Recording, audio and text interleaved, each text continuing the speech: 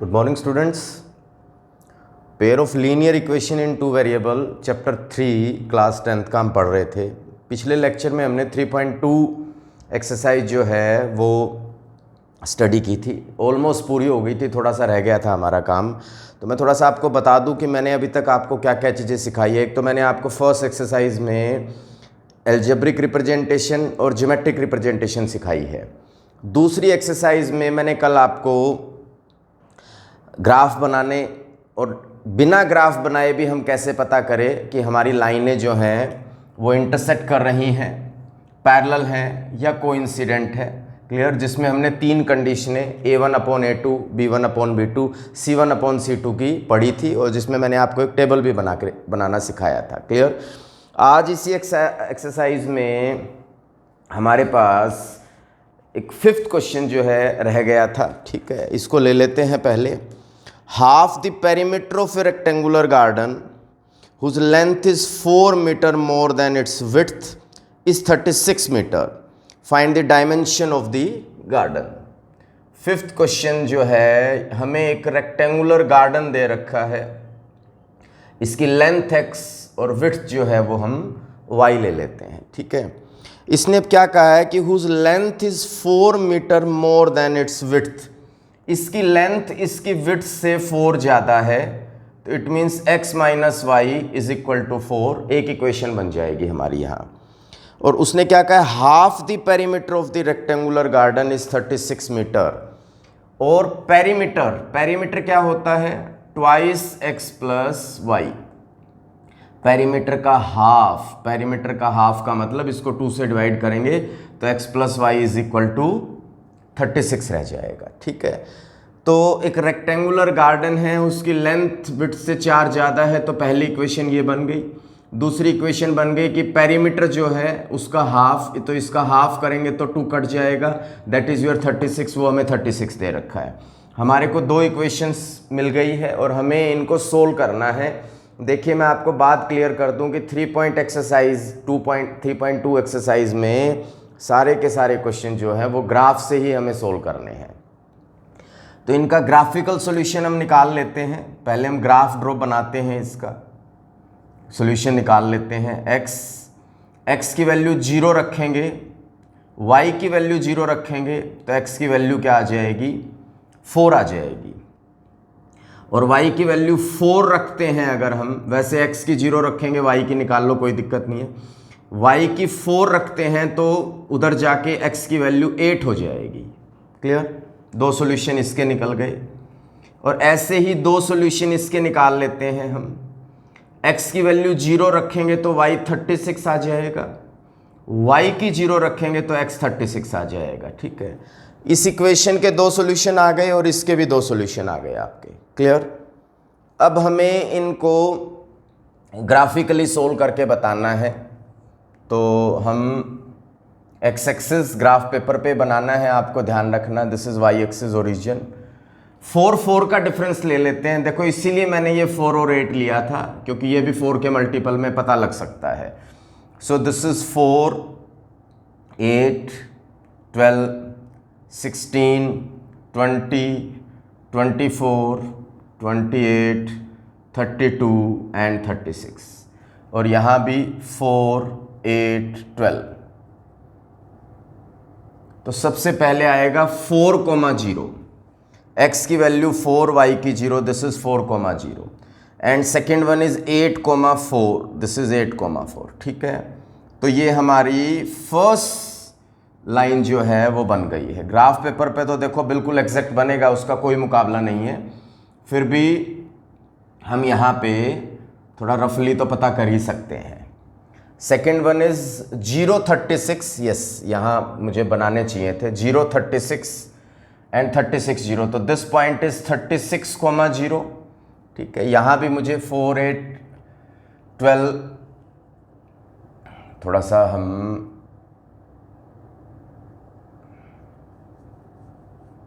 This is 4, this is 8, 12, 16, 20, 24, 28, 32 and 36। ठीक है, clear? तो दिस वन इज़, यहाँ तक आपके पास आ जाएगा ये। तो हमारे पास ये आ जाएगा 036 और यहाँ कितना आ जाएगा 4 8 12 16 20 24 20 32 एंड 36, ये सेकेंड वाला आ गया आपके पास। ठीक है, सो दिस पॉइंट इज 0,36। ठीक है, इसको और इसको हम ज्वाइन कर देते हैं दोनों को। क्लियर है, चेक कीजिए ज़रा। ठीक है, तो आपके पास दोनों पॉइंट्स हमने ज्वाइन करके जो है वो लाइन बन गई आपके पास 36,0। ठीक है, अब हमें इन दोनों का सॉल्यूशन पता करना है कि दोनों के दोनों कहाँ मीट कर रहे हैं। तो आप ये देखिए इस पॉइंट पे मीट कर रहे हैं ये। सो अप्रोक्सीमेटली ये देखिए ये 20 पे आ रहा है और ये 16 पे आ रहा है। क्लियर, तो ये पॉइंट जो है दिस इज 20,16 हो जाएगा। क्लियर, तो इसका मतलब इसकी लेंथ 20 है और ब्रेड्थ 16 है। चेक कर लीजिए इक्वेशन को सेटिस्फाई कर रहे हैं या नहीं। 20 माइनस 16 4, यस लेंथ उससे 4 ज़्यादा है विड्थ से। और 20 plus 16 is equal to 36, 20 plus 16 is equal to 36, yes दोनों बिल्कुल एग्जैक्टली सही आ रहे हैं। ठीक है, तो ये पहला और ये दूसरी लाइन और ये हमारा पॉइंट आ गया और यहाँ से हम इसका सोल्यूशन पता कर सकते।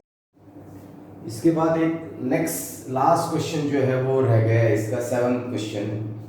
Draw the graph of the equation x minus y plus 1 is equal to 0, x minus y plus 1 is equal to 0 and 3x plus 2y minus 12 is equals to 0. Determine the coordinate of the vertices of the triangle formed by these line and x-axis and also shade the triangular region. बहुत important question, ध्यान से देखिएगा जरा। और मैं इस question को थोड़ा सा लेंदी करके बताऊंगा एनसीईआरटी के हिसाब से भी और कुछ एक्स्ट्रा क्वेश्चन के लिहाज से भी मैं इसको बताऊंगा। ठीक है, सो देखिए सबसे पहले हम इसका सॉल्यूशन पता कर लेते हैं। दोनों के दो सॉल्यूशन जो हैं वो पता कर लेते हैं। तो इसके दो सॉल्यूशंस जो आएंगे, this is your x and y। x की वैल्यू 0, y 1 आ जाएगा और y की 0 तो x माइनस 1 आ जाएगा। सिमिलरली इसके दो सॉल्यूशंस हम और निकाल लेते हैं। x की वैल्यू 0, y 6 आ जाएगा और y की 0, x 4 आ जाएगा। ठीक है, और अब इनको हम थोड़ा प्लॉट करते हैं यहाँ पे। सो this is x axis, this is y and y dash. ठीक है, और रीजन x एक्सिस पे हमें 1 2 3 4 5 और y एक्सिस पे 1 2 3 4 5 6 1 2 3 4 5 6 और ऐसे ही x पे हमें नेगेटिव में -1 और इधर भी 1 और 2 तक चलना है अपने को। ठीक है, सो this is 0,1, this is 0,1 and -1,0। तो ये आपकी पहली लाइन आ जाएगी। इसको फर्दर आप आगे प्रोड्यूस कर दीजिए। क्लियर, और दूसरी है 0,6 and 4,0। So this is 0,6 and 4,0। ठीक है, तो चेक कीजिए जरा ये ठीक आ रहे हैं या नहीं, आपके पॉइंट्स ग्राफ ठीक बना है या नहीं। बिल्कुल, अब इसके दोनों लाइनें जो आपने बनाई हैं इनकी इक्वेशनें जरूर आपको मैंने बताया था साइड में लिखनी है। इसकी इक्वेशन ये हो जाएगी और इसकी equation 3x plus 2y minus 12 is equal to 0 हो जाएगी। ठीक है, अब ये दोनों लाइनें कहाँ इंटरसेक्ट कर रही है, यहाँ और यहाँ। So this is 2,3, x2 and y3। Check कर लीजिए ठीक आ रहा है या नहीं है। x की वैल्यू 2 डाल दीजिए, y की 3 डाल दीजिए। 2 एंड 3, 3 माइनस 3 0, बिल्कुल सही आ रहा है ये। ठीक है, तो हमने ये फाइंड आउट कर लिया। अब उसने ये कहा है कि दोनों लाइनें ग्राफ पेपर पे तो बहुत एग्जैक्ट आएगा ये दोनों लाइनें और x एक्सिस के बीच में जो ट्रायंगल बन रहा है, दोनों लाइनें और x एक्सिस के बीच में जो ट्रायंगल बन रहा है आपको उसको शेड करना है। ये लो जी, ठीक है, और उसके वर्टिसेस आपको बताने हैं। सो this is A, this is B and this is C। ठीक है, तो हमारे पास ट्रायंगल ABC में क्या क्या वर्टिसेस इसके आएंगे। A के वर्टिसेस आ रहे हैं 2,3, बी के क्या आ रहे हैं -1,0 और सी के क्या आ रहे हैं 4,0। ठीक है, तो ये आपके वर्टिसेस आ गए थे। क्लियर। अब ये भी क्वेश्चन पूछ सकता है कि दोनों लाइनें और y के बीच के हिस्से को शेड करो, तो आपको ये वाले हिस्से को शेड करना पड़ेगा। तो इसमें शेडिंग में आप थोड़ा सा डिफरेंट टेक्सचर जो है वो थोड़ा सा चेंज कर दो ताकि थोड़े दोनों अलग से दिखने लग जाएंगे। ठीक है, इस ट्रायंगल को नाम दे देते हैं ADE। तो यहाँ पे ट्रायंगल ADE के कोऑर्डिनेट क्या होंगे, A, D और E। तो A के कोऑर्डिनेट तो वही है हमारे पास 2,3। ठीक है, D के कोऑर्डिनेट क्या होंगे, D के 0,1 हो जाएगा ये।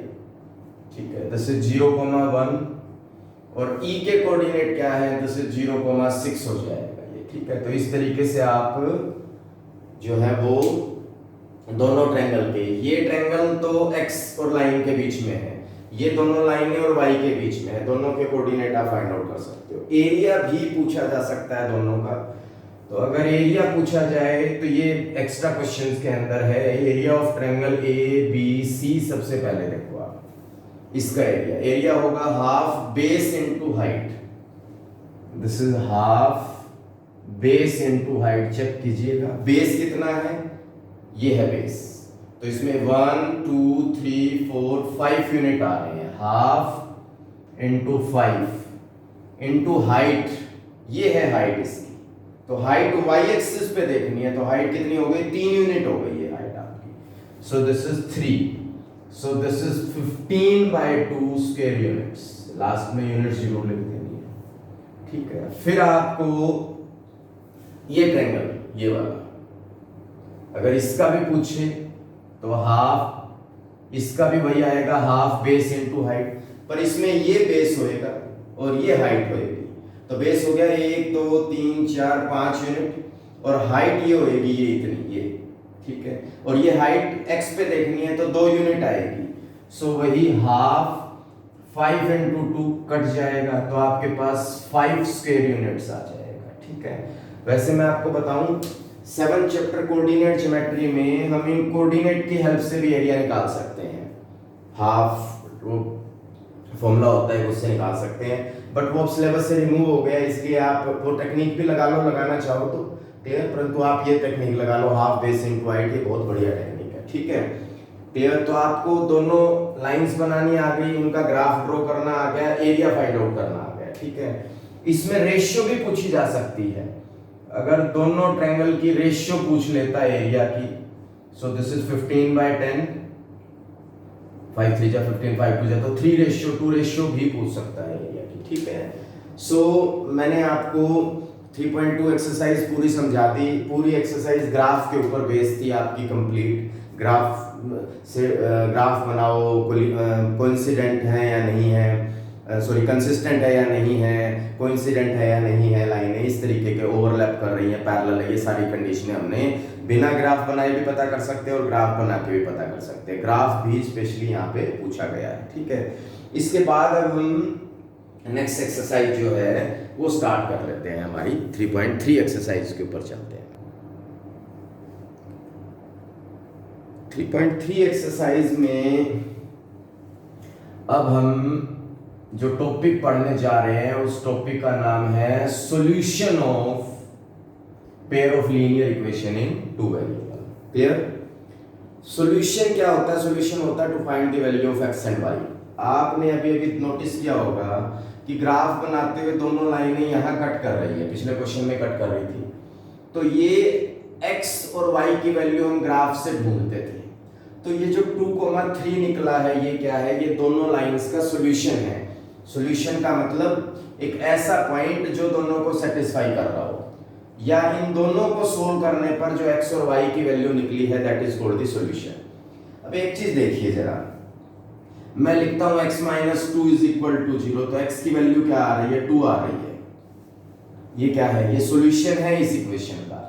परंतु ये इक्वेशन जो है वो एक वेरिएबल की इक्वेशन है, इसलिए एक ही सॉल्यूशन निकलेगा और एक इक्वेशन से एक ही वेरिएबल निकल सकता है। अगर हमारे पास दो वेरिएबल हैं तो हमें उसके लिए इक्वेशनें भी कितनी चाहिए, दो इक्वेशनें चाहिए। जैसे अभी हम पढ़ ही रहे हैं कि ये दोनों से एक सॉल्यूशन निकल सकता है। क्लियर?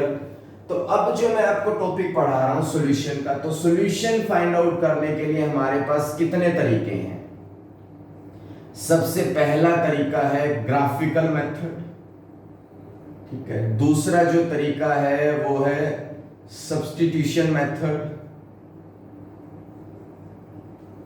तीसरा जो तरीका है वो है एलिमिनेशन मेथड। और फोर्थ जो तरीका है वो है क्रॉस मल्टीप्लिकेशन मेथड। ठीक है, हमारे पास दो इक्वेशनों को सोल्व करने के लिए ये चार अलग अलग तरीके हैं जिससे हम उनका सॉल्यूशन फाइंड आउट कर सकते हैं। क्लियर है? तो हमने ये वाला तरीका तो ऑलरेडी पढ़ चुके हैं। हम तो ये हमने पढ़ा क्या है, हमने 3.1 और 3.2 में ग्राफिकल मेथड ही पढ़ा है। आज जो हम पढ़ने जा रहे हैं that is exercise 3.3, this is substitution method. ठीक है, फिर एलिमिनेशन, फिर क्रॉस मल्टीप्लिकेशन मेथड। ठीक है, तो हम सब्स्टिट्यूशन मेथड जो है वो स्टार्ट कर रहे हैं। ठीक है, कैसे करना है ध्यान से सुनिए। सबसे पहला question, x plus y is equals to 14 and x minus y is equal to 3। आपको दो इक्वेशनें दे रखी है और आपको जो है सब्स्टिट्यूशन मेथड से इनमें से x और y की वैल्यू फाइंड आउट करनी है। ठीक है, तो क्या करना है आपको, कोई भी एक इक्वेशन ले लीजिए, पहली ले लीजिए या दूसरी ले लीजिए। जैसे मैंने पहली इक्वेशन ले ली, वहां से x की वैल्यू निकाल लीजिए। क्या आएगी x की वैल्यू, 14 माइनस y, या y की निकाल लीजिए। कोई भी एक वेरिएबल की वैल्यू निकाल लीजिए और वो वैल्यू दूसरी इक्वेशन में पुट कर दीजिए। So put in second.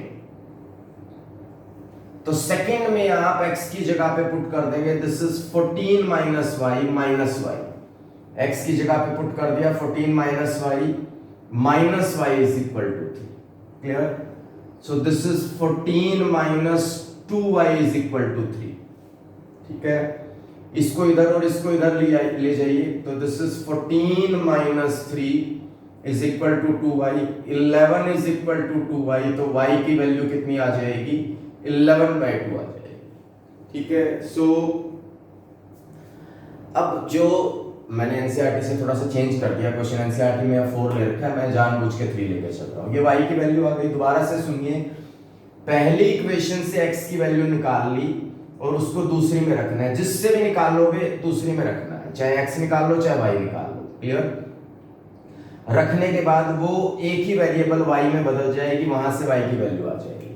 अब इस y की वैल्यू को कहीं भी रख दीजिए, किसी भी एक में। तो हम इसको फर्स्ट में पुट कर देते हैं, put in 1। So x plus 11/2 is equal to 14। यहाँ रख दिया हमने 11। ठीक है, तो x की वैल्यू क्या आ जाएगी, 14 माइनस 11/2। ये उधर जाके माइनस हो जाएगा।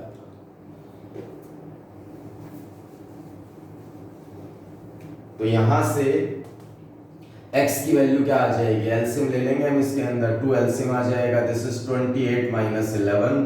तो x की वैल्यू जो है वो 17/2 आ जाएगी। This is x and y।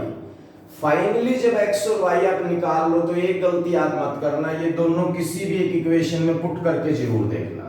जैसे मैं पहली इक्वेशन में रख रहा हूं 17/2 प्लस 11/2, दिस इज 28/2। 28/2 करेंगे तो 14 आ जाएगा।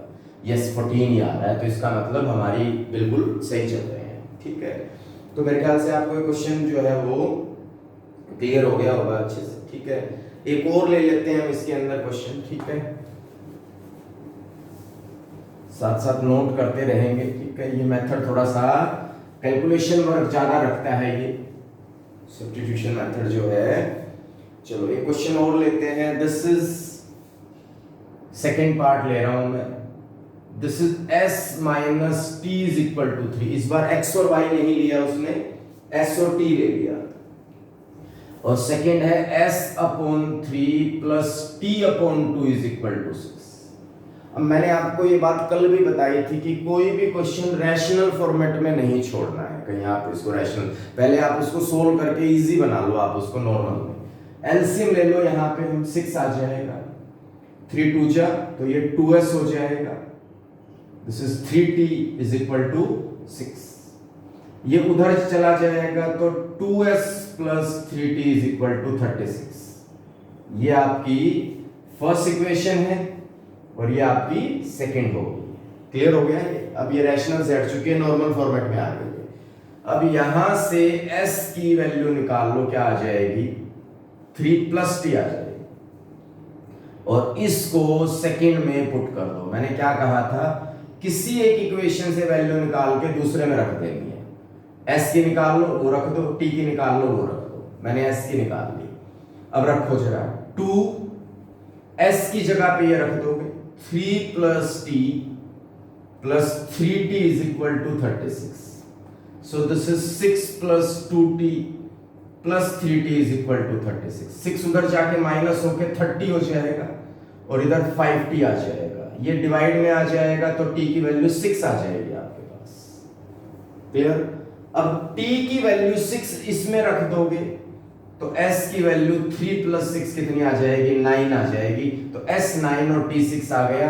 क्लियर? चेक कर लो, s की वैल्यू 9, t की 6, 9 माइनस 6 3, बिल्कुल सही आ रहा है, हमारे आंसर बिल्कुल सही है। ठीक है, सो हम सब्स्टिट्यूशन मेथड पढ़ रहे हैं। ठीक है, थोड़ा सा कैलकुलेशन वर्क के हिसाब से ये लेंदी है, बाकी मेथड बिल्कुल इजी है। क्लियर? चलो एक क्वेश्चन हम और लेते हैं इसी के अंदर। This one is the fourth part, third part मैं अभी नहीं ले रहा हूं, मैं आपको भी बताऊंगा। This is 0.2x 0.3y is equal to 1.3, 0.4x 0.5y is equal to 2.3। ये भी बच्चे काफी पूछ लेते हैं। मैं हर क्वेश्चन डिस्कस करूंगा आपके साथ, एक नॉट इवन ए सिंगल हमें यहाँ छोड़ेंगे। इसको आप क्या लिख सकते हैं, 2/10x 3/10y is equal to 13/10, decimal हटा लिया। ठीक है, और इस इक्वेशन को हम लिख सकते हैं 4/10x 5/10y and this is 23/10। ठीक है, दोनों को हमने 10 डेसिमल हटा दिया दोनों। तो अब एलसीएम लेके 10 कट जाएगा, ये नॉर्मल इक्वेशन बन जाएगी 2x plus 3y is equal to 13, और ऐसे ही 4x plus 5y is equal to 23 आ जाएगा। ठीक है, क्लियर? यहां से x की वैल्यू निकाल लो आप, क्या आएगा, इसको आप फर्स्ट नंबर बोल दो और इसको आप सेकंड बोल दो इक्वेशन। x की वैल्यू क्या आएगी, 13 माइनस 3y और बाय 2, ये 2 नीचे आ जाएगा। भाई पहले 13 minus 2y is equal to 2x पे 2 नीचे आ जाएगा x की वैल्यू। ये वैल्यू उठा के दूसरे में डाल दो, तो आप लिखो put in second. Clear? So this is 4, 13 minus 3y by 2 plus 5y is equal to 23। ठीक है, कट जाएगा 2 2 जा। ठीक है, इसको 2 को अंदर इंटू करेंगे, 26 minus 6y plus 5y is equal to 23।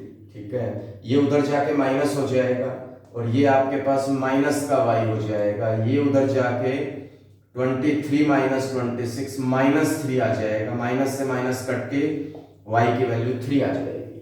तो फर्स्ट इक्वेशन से वैल्यू निकाल के दूसरे में डाली, y की वैल्यू 3 आ चुकी है। ठीक है, अब क्या करो, ये y की वैल्यू कहीं भी डाल दो आप। ठीक है, दिस इज पुट इन 1 कर देते हैं हम, यहां डाल दो चाहे कोई दिक्कत नहीं है। तो x की वैल्यू आ जाएगी 13 माइनस 3 इंटू 3/2, 3 3 जा 9, 13 माइनस 9 4/2 कट के 2 आ जाएगा। तो x की वैल्यू कितनी आ जाएगी, 2 आ जाएगी।